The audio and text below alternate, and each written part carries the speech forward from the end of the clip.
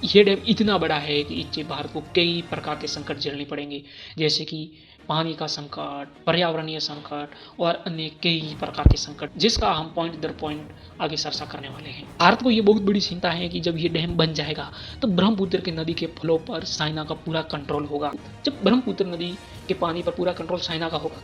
तब जब भारत को पानी की जरूरत होगी, तब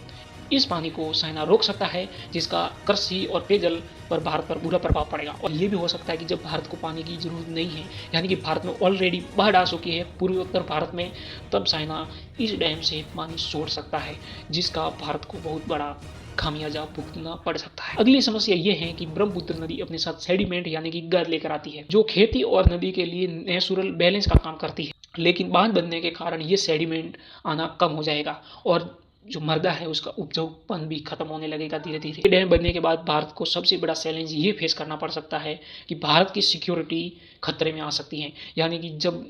चाइना चाहे तब इस पानी का इस्तेमाल भारत के खिलाफ एक वार यानी युद्ध के रूप में कर सकता है। ये एक टैक्टिक हो सकती है चाइना की, भारत को डरा कर रखने की। यानी कि स्पष्ट शब्दों में कहा जाए तो इस डैम के बनने से भारत को बहुत सारी समस्याएं हैं, बहुत सारे संकट हैं, यानी कि इस डैम को बनाने के लिए कई लाखों पेड़ काटे जाएंगे, जिससे यहाँ पर पल रही जैव विविधता को भी नष्ट हो जाएगी,